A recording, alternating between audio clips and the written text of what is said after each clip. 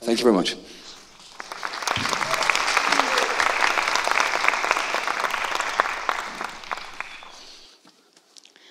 What does it mean to be beautiful? You may say that having the perfect body makes a girl beautiful. Now, let me ask you, what is the perfect body? Many of us would say that having the perfect body is one that is skinny in a nice way, has a healthy long blonde hair and light blue eyes, a perfectly carved nose, toned legs and abs, and a poreless skin with no imperfections. How many of you feel insecure about not meeting society's idea of beauty and perfection? We're living in a dystopian society in which teens spend around 9 hours a day on social media, and 81% of 10-year-olds are afraid of being fat. Over 30 million of Americans will have an eating disorder in their lifetime. Body dysmorphic disorder affects 1 in 50 people, and the United States has an estimate of 5 million to 10 million people with this condition.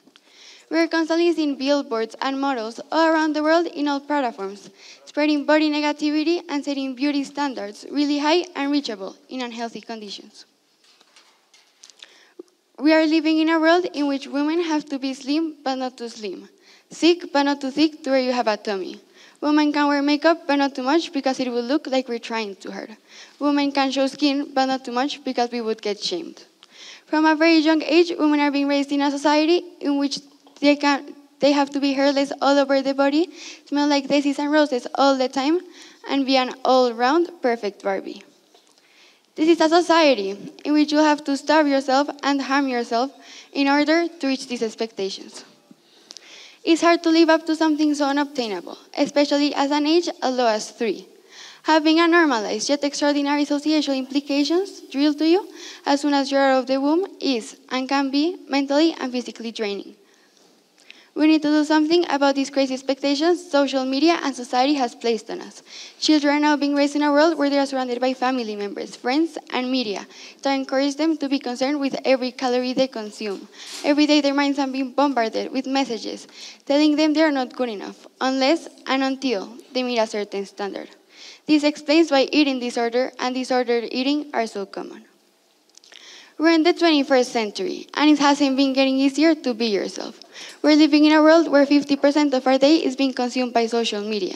And I can't count how many times I've entered to a model or influencer Instagram page and stared at their perfect and symmetrical bodies that seem to have no flaws, asking myself over and over again how they're so perfect. Or searching YouTube videos of how to lose 10 kilograms in 6 months, doing 200 crunches on my bed at night with my tears inside my throat, telling myself I will never be perfect. I can spend hours staring at every dessert I consume and eating it, while every inch of my body is telling me that I am doing the wrong thing. I can spend hours staring at myself in the mirror, counting every single insecurity I have of my body without realizing that social media is fake. There are all of these videos and posts of influencers telling you what to eat, how to act, and how to exercise in order to be perfect. They tell you exercise every day and make sure you burn 500 calories minimum. Eat only 2 meals a day, all gluten and carbs free. Blow dry your hair in order for it to look perfect. They place all of these ideas in our head, making us believe that is the norm, but when are we going to realize it's not an obligation to look or act a certain way?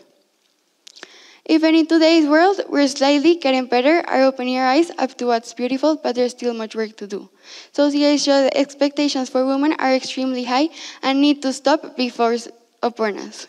It is mentally and physically draining because we have to try so hard to find the status quo when the status quo should make fit all realistically. There are always going to be certain standards, not just for women, but for all genders, and that's just a fact that's not going to change.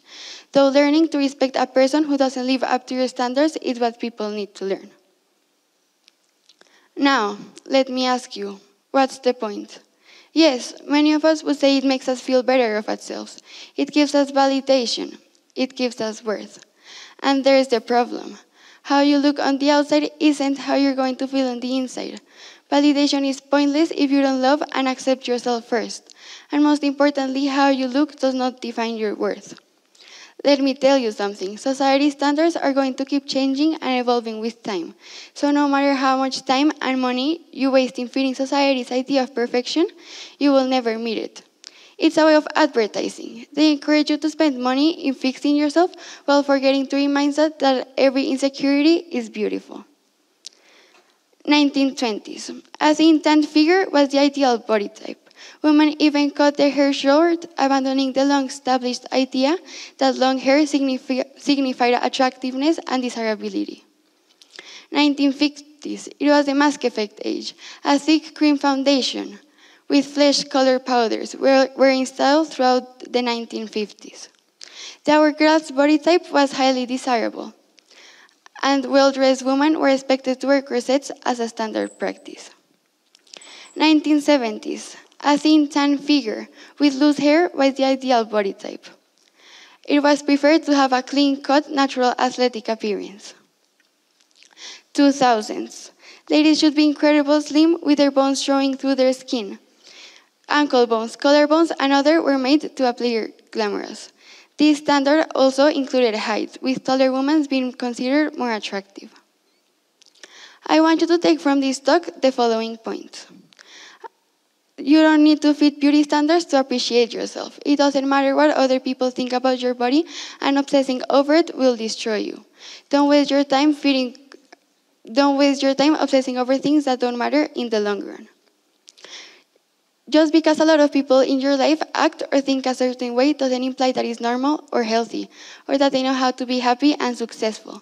You must let go of behaviors that can cause chronic feelings of insufficiency and embrace the ones that can provide inner peace and self-acceptance. It is the ladder that leads to happiness that everyone desires. It implies accepting that strict ways of assessing oneself and food must be rejected in favor of rational and healthy eating goals. Allowing society to determine what is acceptable for you, if it means sacrificing your self-worth, happiness, or quality of life, is not an option. We must be able to fulfill the highest and truest expectations of ourselves as humans without being treated or misjudged by society only because we don't feel the perfect mold. Thank you.